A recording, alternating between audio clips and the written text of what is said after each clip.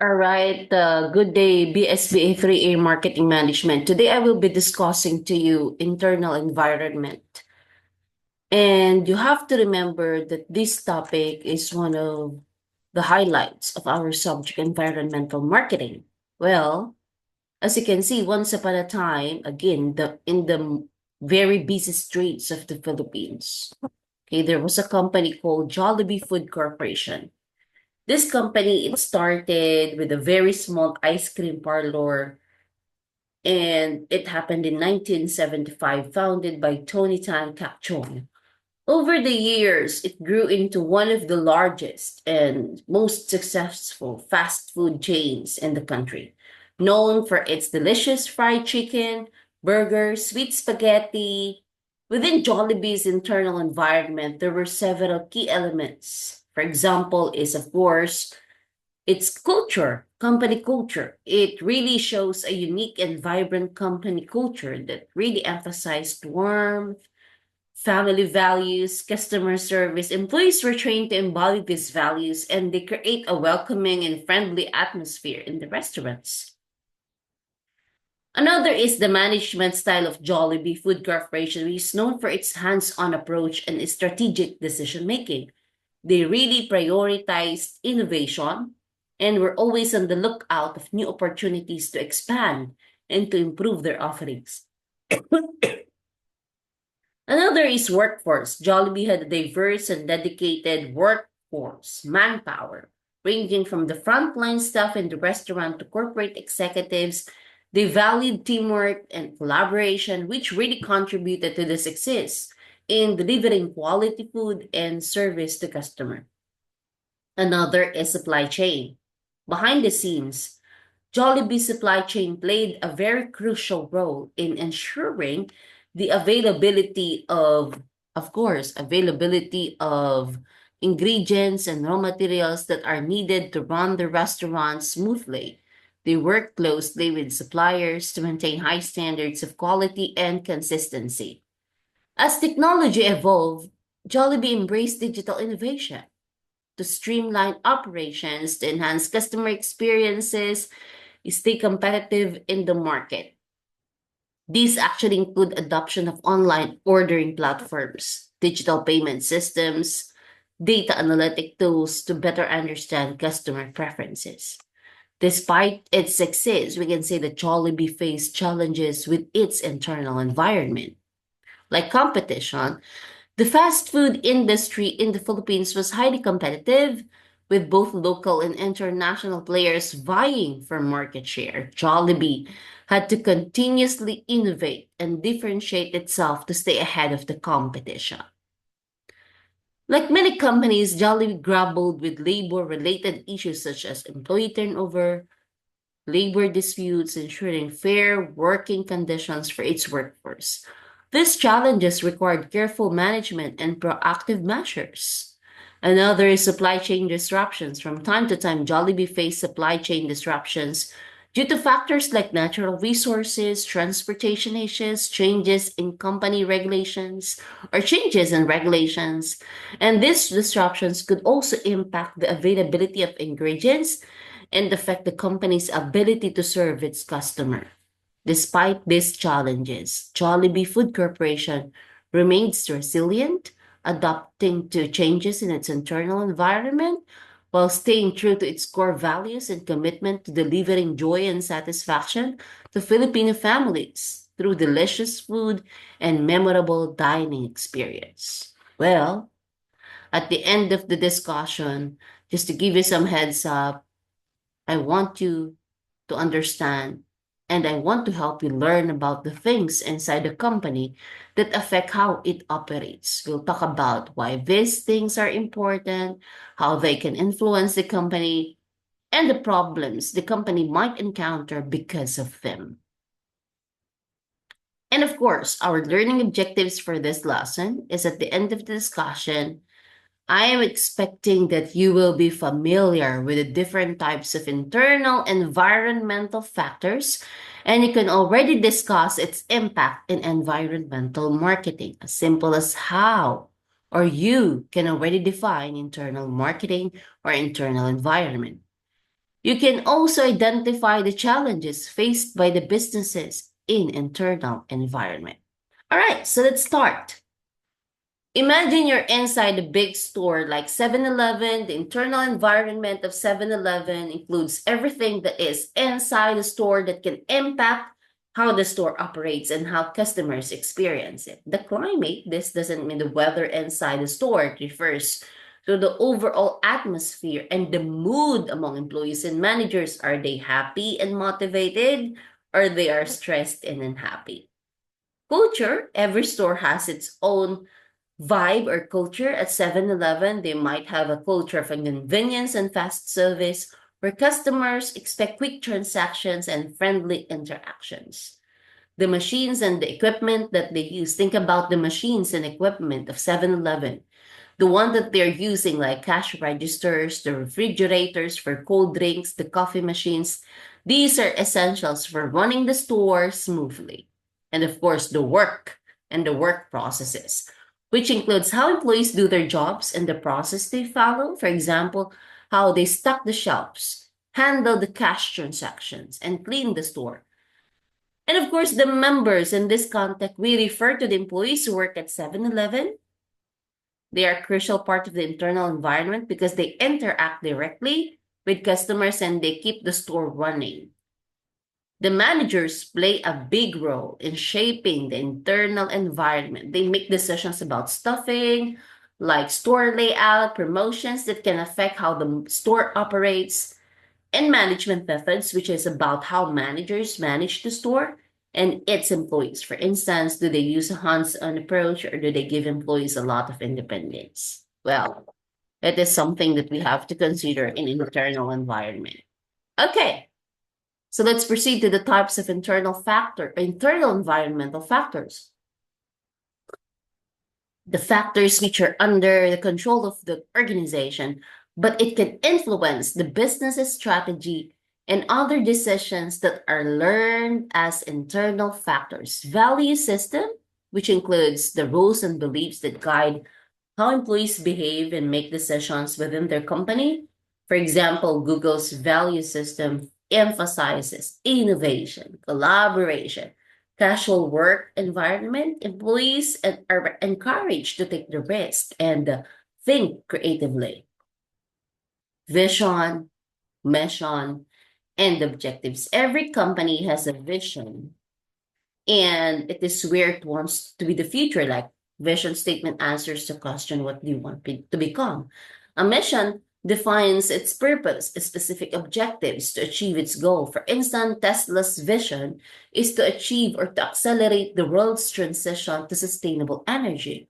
Its mission is to design and produce electric vehicles, and its objectives include increasing market share, expanding its product line. Another is organizational culture. It refers to how a company is organized and how the tasks and responsibilities are divided among different departments or teams.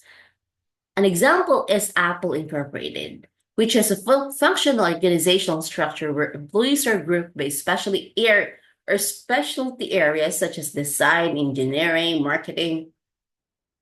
Corporate culture really encompasses the values, the beliefs, the behaviors that characterize how employees interact and work within a company.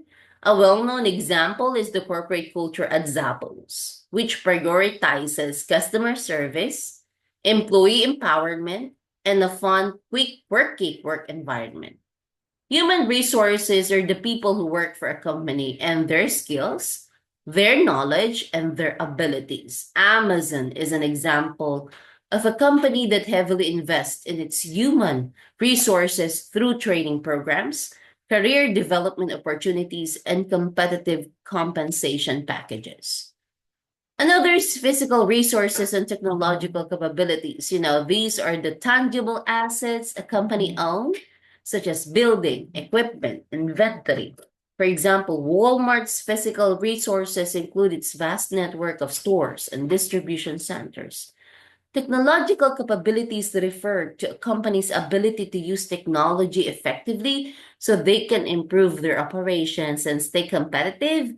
An example is how Netflix utilizes advanced algorithm to recommend personalized content to its users. Now let's proceed to the impact of internal environmental factors. Internal factors are things inside the company that it can control, like its people, the processes, the resources. Once a company figures out what these factors are, they are sorted into strengths and weaknesses. Like the strengths are the things that help the company do well, like having a talented employees, a strong brand, efficient processes. They make the company better and give it an advantage over competitors. Weaknesses, on the other hand, these are the things that hold the company back, like outdated technology, poor management, limited resources. They make it harder for the company to succeed and can put it at a disadvantage compared to its competitors. It is important for a company to know its strengths and weaknesses so it can make smart decisions and it can improve over time. All right. What about human resources? Another impacts of internal environmental factors. When we speak of human resources, these are the people who work for the company and they can be its most valuable asset. In today's world where innovation and digital skills are highly prized, having talented and skilled employees can give a company a competitive edge. For example, at Google, employees with expertise in areas like artificial intelligence, data analytics, software development are considered essential to driving the company's success. Their innovative ideas and technical skills help Google stay at the forefront of technology. Capital resources also refer to the financial resources that a company used to grow and sustain its business operation. This includes money invested in tangible assets like factories, machinery, equipment, as well as intangible assets like marketing campaigns, employee training programs. For instance, Amazon invests heavily in its capital resources to build and maintain its extensive network of fulfillment centers, delivery infrastructures, and digital platform. These investments enable Amazon to efficiently serve its customers and expand its market reach. Now, we also have operational efficiency, and let us try to simplify what operational efficiency is. It means making your business processes better so you can make your products or services faster, cheaper, better. This helps your company do well in the market. For example, McDonald's Corporation, it is famous for its operational efficiency. They have carefully studied their processes, like how they cook the burger, how they serve it to their customers, make sure everything happens quickly and smoothly. This helped them serve millions of customers every day without long waits and mistakes. Well, if you want to achieve operational efficiency, you have to understand what's going on in your company and how things are being done. You need to keep track of how much it costs to make your products or deliver your service. This helps you find ways to save money and be more efficient. You have to look at the where things might be going wrong in your processes and figure out how to fix them. Or you can use tools and technology to make your processes faster and easier. For example, many companies use software to manage inventory or to track customer order, and another is organizational structure. It is about how your company is set up and how people work together. It is important to have a structure that helps your company run smoothly. Basically, example, Apple has a centralized organizational structure where decisions are made by the top executives and then passed down through the company. These really helps Apple stay focused and make sure everyone is working towards the same goal. Of course, if you wanted to consider, okay, having a good organizational structure, you have to think about how to organize your company so it works well. This involves deciding who reports to who and how different departments work together. Decide if decisions should be made by a few people at the top or if everyone should have more freedom to make decisions. You have to make sure that everyone in your company knows what's going on and has the information they need to do their job well. You also have to make sure your company follows the rules and regulations that apply to your industry. This helps protect your company or your employees and your business. Okay, infrastructure. Basically, it refers to the physical and technological setup of a company. Like consider Amazon. Amazon has a state-of-the-art warehouse equipped with advanced robotics and automation technology. These facilities ensure that Amazon can handle millions of orders efficiently and deliver products to customers quickly. Amazon also invests heavily in digital infrastructure with robust internet, cloud computing services to support its e commerce platform and other business operations. Well, innovation is about bringing new ideas and solutions to a company. One great example is Google. Google encourages innovation through initiatives like its 20% time policy, where employees can spend a portion of their work week on personal projects. This has led to development of products like Gmail, Google Maps. Google also collaborates with external partners such as universities and research institutions. Because to stay at the forefront of technology and bring new innovations for the market, this approach has really helped Google maintain its competitive edge and became a leader in the technology industry. Now, what are the challenges in the internal environment? The internal business environment is everything inside a company that affects how it works and how successful it is. It includes things like its people, the process, the system, unlike things outside the company's control, like the economy or competition. These internal factors can be managed by the company. It is important for a company to pay attention to both opportunities and risk in its external environment. But the real key to success lies in making sure that its internal processes are strong, are well managed. This means having a good systems in place for things like hiring, training, managing employees, as well as efficient ways of doing things like producing products or providing services. When a company can manage its internal process well, it's more likely to be successful in achieving its goal. All right, so let's talk about the challenges, of course. We have to remember that it is important for us to understand that there are challenges that we need to put into consideration. So these are the things that we have to understand. Like, for example, one is leadership influence or organizational culture. That's the first challenge. You have to understand that when we speak of such challenges, we need to know that leadership plays a crucial role in shaping the culture of the company.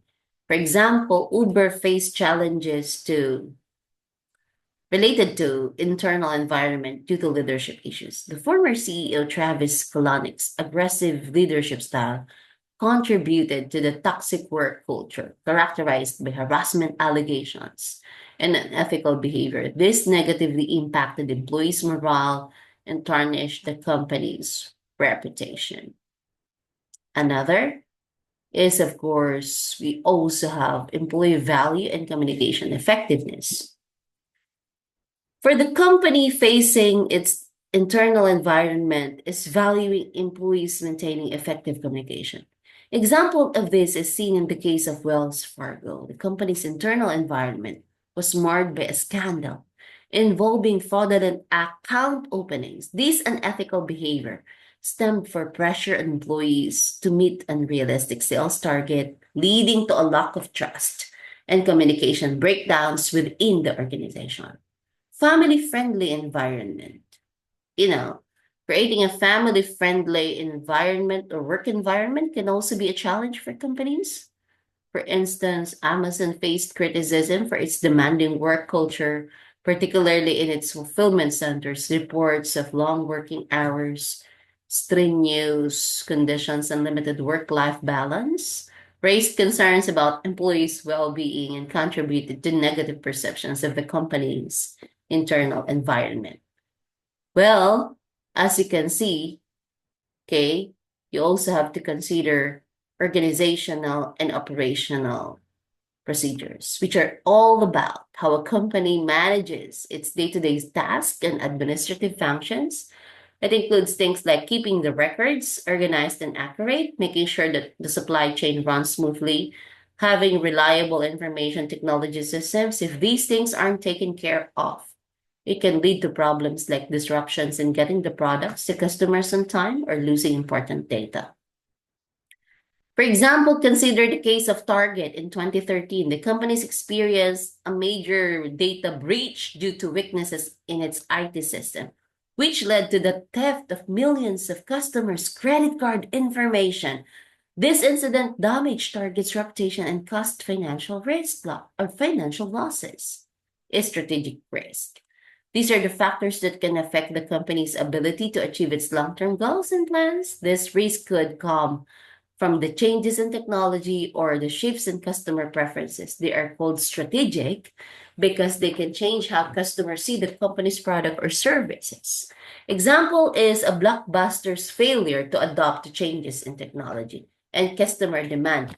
As a streaming service like Netflix became popular, Blockbuster's traditional business model of renting the DVD from physical store became outdated, and this led customers to perceive Blockbuster as old-fashioned and expensive compared to newer, more convenient options. Eventually, Blockbuster went bankrupt because it failed to address this strategic risk. Innovation, it means coming up with a new idea or ways of doing things to stay ahead of the competition. It is crucial for a company to keep evolving and improving. This can happen through marketing strategy, employee training, adopting new technology, or introducing new product. Apple is known for innovation. In Apple, you don't buy the brand Apple, but you buy innovation. It's like the iPhone, the iPad. Each new version of their products include updates, improvements, keeping customer more excited and loyal to the brand. Financial risk. Well, these are related to how a company manages its money and deals with financial transactions. This could include the things like changes in interest rates or relying too heavily on one customer for revenue. Lehman Brothers, a global financial service firm, collapsed in 2008 due to financial risk. They invested heavily in risky assets like subprime mortgages without enough capital to cover potential losses. So when the housing market crashed, Lehman Brothers faced massive losses and filed for bankruptcy. We also have employee employees risk. These are vital to companies' success. Basically, they can also pose risks. These could include things like strikes or labor disputes, which can disrupt operations and damage companies' reputation. In 2018, British Airways faced employee strike that resulted in flight cancellations and disruptions for passengers. Strikes were due to financial disagreements or overpay and working conditions. It highlights the potential risk associated with employees' disputes. Now let's talk about internal environment analysis, which involves looking at different aspects within a company to understand how they affect its performance and success. One method used in this analysis is the Pareto analysis, named after an economist who observed that a small portion of something often has a significant impact on the overall outcome. Another is, of course, example. If the company's product range around 20% of the products might generate about 80% of the profit. About 80% of the customer complaints might be related to 20% of the products or services offered.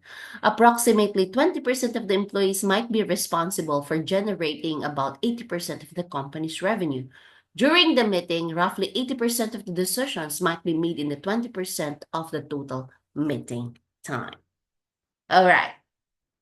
Imagine you're running a small bakery and you want to improve your customer satisfaction level. Here is how you use your Pareto analysis. Identify the problem. Begin by making a list of all the issues your bakery faces, such as long wait times, product quality complaints, limited menu options. You identify the root causes. Determine what's causing each problem. For instance, long wait times might be due to understaffing, While product quality issue should stem out from outdated equipment or improper baking techniques. For the problems, assign a score to each problem based on its impact. For example, you might score long wait time higher than limited menu options if they have a more significant effect on customer satisfaction. Group problems. A group problem or similar problems together based on the root causes. For instance, you might have one group related to customer service issues and another related to product quality, and then you tally the score, add up the scores for each group to determine which one have the highest total, and the group with the highest score indicate the top priority area for improvement. Finally, you do your actions. Allocate the resources to address the problems within the high scoring group. For example, if customer service issue have the highest score, you might invest additional staffing or additional staff training, or you implement new processes to smoothen your service. And I think that concludes our discussion in internal environment in environmental marketing. I hope you were able to learn something in our discussion today. God bless. And let us continue to enjoy learning environmental marketing.